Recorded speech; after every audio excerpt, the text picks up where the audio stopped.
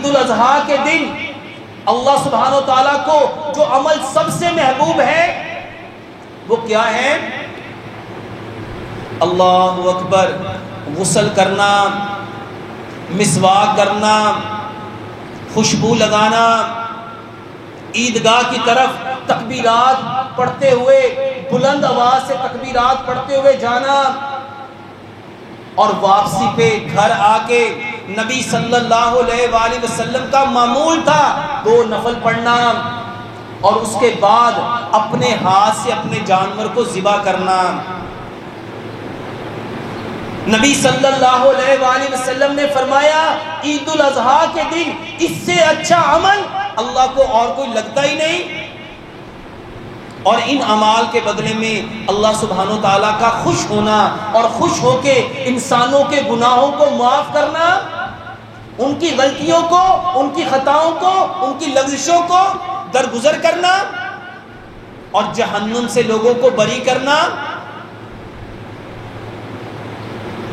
میرے محترم بھائی اور بہنوں، یہ وہ اعمال ہیں جن کے کرنے کا پیارے پیغمبر جناب محمد صلی اللہ علیہ وآلہ وسلم نے حکم دیا۔ ان کی حقیقت کو سمجھنا، ہمارا رب چاہتا کیا ہے کہ جس طرح بیت اللہ میں حاجیوں نے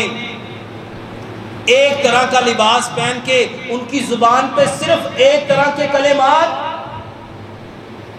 اور ان کے کلمات کیا ہیں؟ لبیک اللہم لبیک لبیک لا شریک لک لبیک ان الحمد والنعمت لک والملک لا شریک لک۔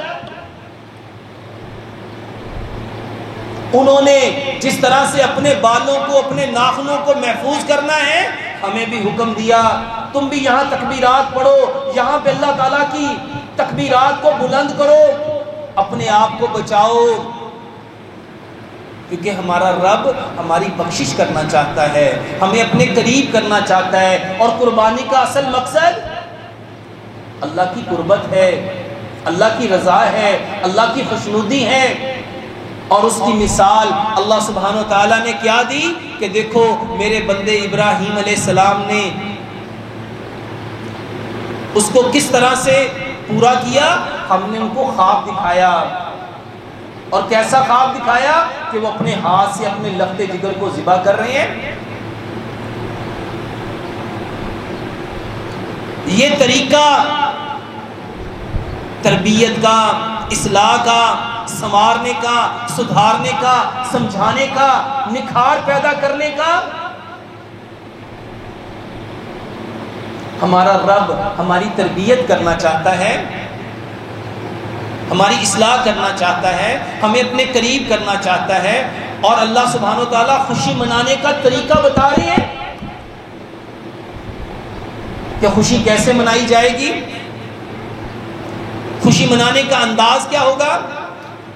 تمہارے دلوں کی کیفیت کیا ہوگی، تمہارے معاملات کیسے ہوں گے۔ یہ ایک ایک چیز پیارے پیغمبر جناب محمد صلی اللہ علیہ وآلہ وسلم نے عملی طور پہ ایک ایک چیز عملی طور پہ پیارے پیغمبر جناب محمد صلی اللہ علیہ وآلہ وسلم نے اپنے صحابہ کو کر کے دکھائی۔